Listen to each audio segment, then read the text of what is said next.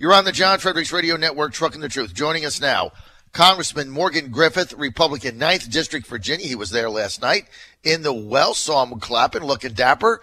Congressman, great to have you with us. Great to be with you. Now, the Democrats, your colleagues, last night, they looked like they were sitting in the pit of misery. What was up with that? Hands down, wouldn't stand. When the president brought up the grieving couple whose daughter was slain by an illegal MS-13 gang member, and when they cameoed the couple, the mother was crying uncontrollably, the father grieving.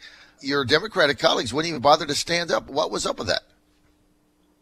Well, you'd have to ask them, but it really did seem to be, it was just inappropriate. They didn't have to clap if they didn't want to, but you certainly should have stood on a couple of occasions to honor those who had lost a loved one. The president was talking about it. I know he was talking about immigration, and they don't like his position on that. I get that. That's their right. But it would have been much more respectful just to have stood in honor of those parents who had lost their child. Yes. Yeah, I really thought the optics on that was deplorable. I really couldn't figure out what they were trying to do. But let's get to the speech, Congressman. Overnight polling immediately showing about almost 50 million Americans watched it. We think that's going to end up being the number. Very high audience. And overnight polling showing the vast majority liked what he had to say, liked the message, agreed with the fact that they thought it was a good speech going forward. What was sort of the kibitz of the Republicans that you talked to there? Were people happy with it? Oh, yeah. People were ecstatic. People felt like it was a really, really great speech, and that, we've got some work to do, but that this laid the path forward. And but everybody I talked to, everybody I heard as folks were heading back to various places were just very, very pleased with the president's speech and the fact that he's trying to lead all Americans to a greater prosperity and to a stronger nation. Let's get to his immigration reform plan, Congressman Griffith. Basically, here's what he said to the Democrats and Dreamers. Look, I get what you're saying. We have these people that came to the United States as children, not their fault. Parents dragged them here, came illegally, broke the law. We've got 800,000 applicants. But here's what I'm going to do. I'm going to triple down on it. I'm going to give you amnesty for that. I'm going to add another 1 million that didn't apply for DACA because they were afraid to get registered. I'm going to do that. I'm going to solve this thing once and for all. I'm not going to kick the can down the road. I'm going to solve it. We're going to do 2 million, path to citizenship, amnesty. In return for that, I want long-term legislative immigration reform, much like what I said during the presidential campaign. I want to go to a merit-based system. I want to get rid of the visa lottery. I want to get rid of chain migration because coming into the country are too many people that are very low skilled, very low educated. They drive down wages, and some of them have to go on welfare because they can't support themselves financially. And the Democrats' response to that is go to hell. What is the deal with these people?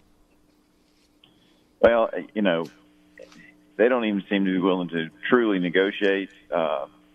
And so what I believe is they want an issue. They want to continue to have something that they can go out and claim that Republicans are evil and that we don't like immigrants, which is not true. Most Republicans love immigrants. I can't think of any who don't.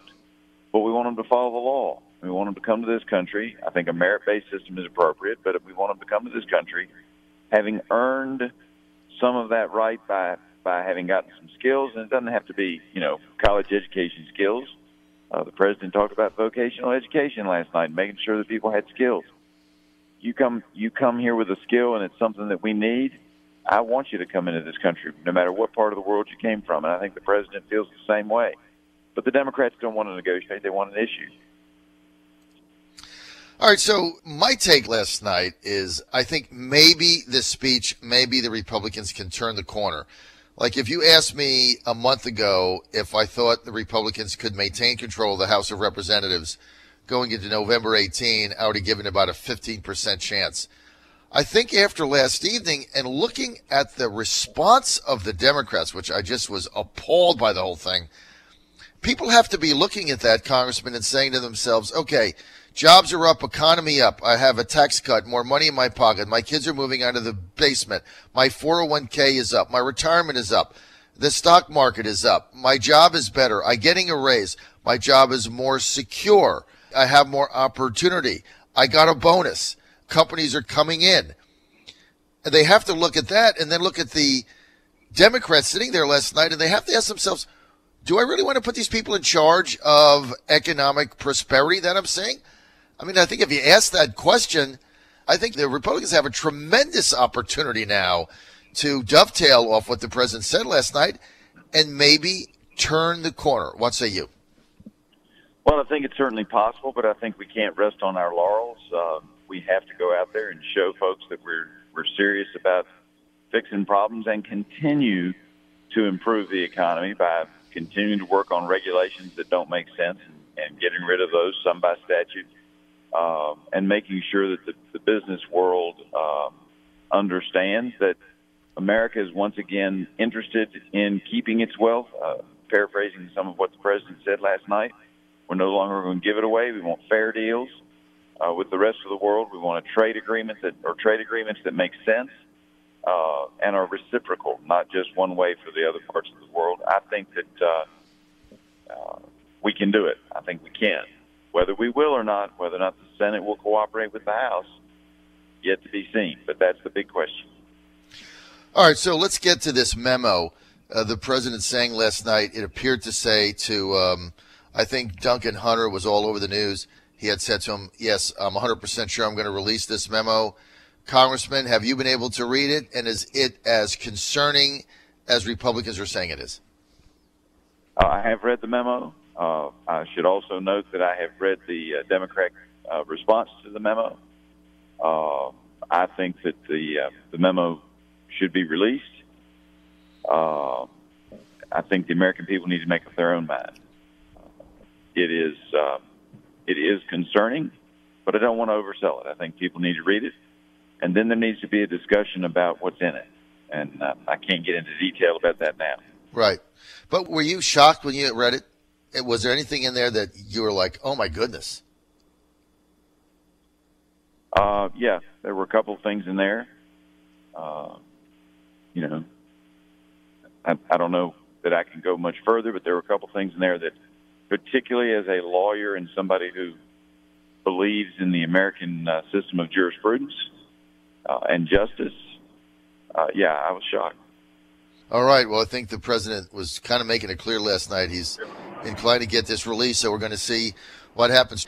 Congressman, last week, the president making finally good on a promise of protecting American workers through tariffs. Slaps a 50% tariff on washing machines. I thought this was like the best tariff ever because like everybody owns a washing machine and it's like, think of washing machine, you think of like America. So he slaps a 50% tariff on South Korean made government subsidized washing machines, which has devastated Maytag and washing machine manufacturing jobs. That's why I love this tariff. Now, others are coming. Some of them are going to affect Southwest Virginia. Do you see this step in the right direction? Or are you concerned that maybe there's going to be a retaliatory trade war like the Democrats are saying? What do you think? Well, I certainly hope there's not a retaliatory trade war, but I would be shocked, particularly, if either the Chinese or the South Koreans decided to go in that direction.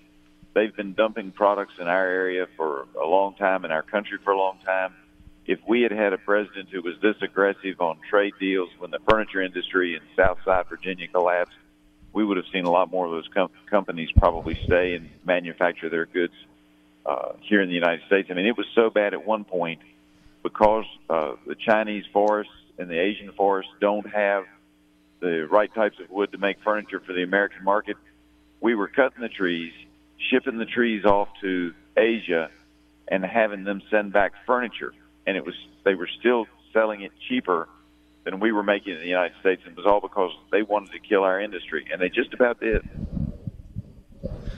So, look, you're right. I mean, had President Trump been there and his policies he's enacted, right, during the time where our furniture industry in Southwest Virginia was devastated, same as in North Carolina, this simply wouldn't have happened the way it did and cost all those jobs as they've done. Looking at the speech last night, as bad as Republicans' messaging has been, did you walk out of the well last night, Congressman, thinking maybe Republicans can turn the corner and maybe you guys can actually not lose the House? I mean, did you have that feeling when you left last night? Well, I definitely think that we can hold the House. We're going to need some help from our Senate colleagues in getting some of these bills passed and working with the president to get reasonable solutions to the problems that do face our country. But we're moving in the right direction, and the president has laid out a path which we can make America even greater than it is today. Well, I think he's got to get out on the road. I mean, one thing that concerns me with the political strategy in the White House is the general has him pinned to the Oval Office.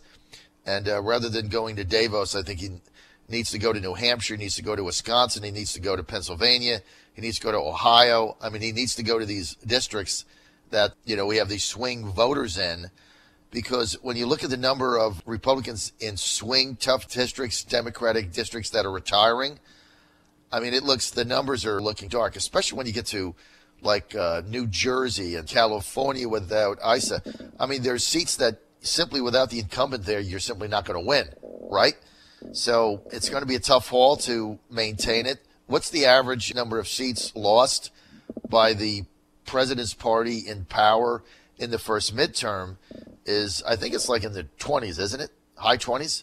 Something like that. I believe that's correct. I couldn't give you the exact number, but it is a fair number. If the economy is still percolating, which I believe it will be, as people start seeing more money in their paychecks, which they will starting this week, some have already started, but particularly this week and next week, I think that people will start going, well, I may not like some of the things he says, but I sure do like having that extra money in my wallet, and I think they'll go to the polls to vote Republican. You know what? We can see the same thing in 2018 that we saw in 2016, where poll after poll shows one thing, and then the outcome is quite different than that. We're out of time. I want to thank Congressman Morgan Griffith for being with us. Congressman, I really appreciate the time, and I know you're excited about the speech last night. And just the final thing, the optics of your colleagues, the Nancy Pelosi sitting there with the black dress on and chewing her lip. I know you couldn't see it on TV, but I got to tell you, to the audience, I thought it was the optics for the Democrats last night were just horrible. And, Well, we kept commenting on what, you can't even stand for that. I mean, I don't know how many times I heard that last night. People were like, seriously? You all are just into a complete anti-Trump mentality. And, look, we had to stand when President Obama said things that we agreed with, even if we didn't agree with his overall agenda. They weren't even willing to do that last night. Some of them didn't stand at all. And it just goes to show what we're dealing with. Well, and I tell you the other thing, why you wouldn't celebrate economic prosperity for all Americans is beyond me. I mean, it's like they want you back in the pit of misery, because if you're miserable, then they have a better chance to take power, which is their ultimate objective. And I thought for middle America last night, and I said this to your colleague, Tom, a few moments ago, Congressman Tom Garrett from Virginia, if you're middle America last night and you were looking at all of the economic progress we're having and how it affects you and your family, and you're getting a bonus or you're getting a raise or you're getting more money in your paycheck, or your job is secure, where maybe 8 months ago you got up every day and wondered if it was going to be there. Things are looking better. You looked at the Democrats last night and you had to say to yourself, do I really want to turn my economic future over to these people? That's where I think the Democrats really got hammered last night. And I think they did it to themselves. We'll see how it plays out. We'll see if I'm right. But I think last night might have been the turning points, Congressman, the turning point. Well, let's hope so.